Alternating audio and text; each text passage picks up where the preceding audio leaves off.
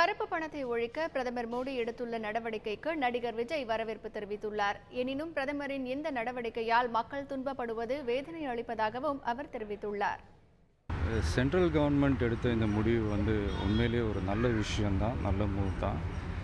கண்டிப்பாக இது உண்மையிலேயே நம்ம நாட்டுக்கு ஒரு தேவையான, ஒரு துணிச்சலான, வரவேற்கக்கூடிய ஒரு முயற்சி தான். கண்டிப்பாக இது நம்ம நாட்டோட பொருளாதாரத்தை வளர்த்து விடும் அப்படின்றதுல எந்த சந்தேகமும் இல்லை. ஒரு நோக்கம் பெருசாக இருக்கும்போது அதுக்கான பாதிப்புகள் கொஞ்சம் இருக்க தான் செய்யும்.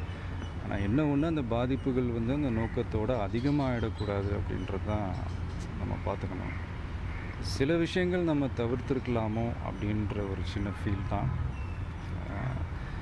சும்மா ஜென்ரல் பப்ளிக் ஒரு பசிக்கு சாப்பிட முடியாமல், மருந்து மாத்திரை வாங்க முடியாமல், ஏடிஎம் கார்டுக்காக வெளியூர் போய் முக்கியமாக திரும்ப வீடு சேர முடியாமல், அன்னன்னைக்கு கிடைக்கிற 500-1000 வச்சுக்கிட்டு சின்ன சின்ன தொழில் பண்ணுற வியாபாரிங்க முதற்கொண்டு தியேட்டர்ஸ், மால்ஸ், மார்க்கெட்ஸ், இந்த மாதிரி தேவையில்லாமல் இவங்கெல்லாம் ஏதோ கொஞ்சம் பாதிக்கப்படுறாங்களோ அப்படின்ற ஒரு சின்ன ஃபீல் தான்.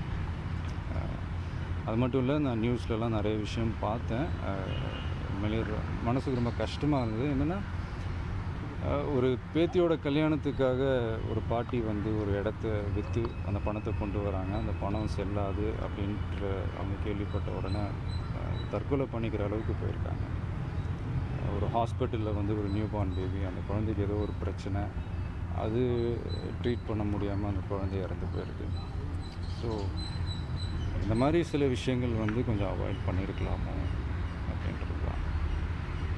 ஒரு நாட்டில் ஒரு 20% பணக்காரங்க இருப்பாங்களா, அதில் ஒரு குரூப் ஒரு சின்ன பர்சன்டேஜ் பண்ணுற தவறுகள்னால மீதி இருக்கிற 80% மக்கள் என்ன பண்ணாங்க.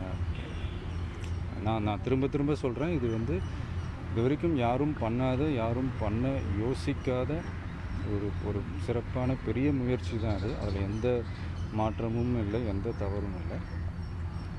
ஆனால் இப்படி ஒரு பிரச்சனைக்கு தீர்வு காணும்போது ஒரு சட்டம் போடுறாங்க, அதுக்கு அதை அமல்படுத்துகிறாங்க. அது பண்ணும்போது என்னென்ன பிரச்சனைகள் வரும் அப்படின்றது முன்கூட்டியே தெரிஞ்சுக்கிட்டு அதுக்கான அந்த ஸ்டெப்ஸை முன்னாடியே எடுத்து பண்ணியிருந்தால் இன்னும் சிறப்பாக இருந்திருக்குமோ அப்படின்றது தான் என்னுடைய ரொம்ப தாழ்மையான ஒரு கருத்து.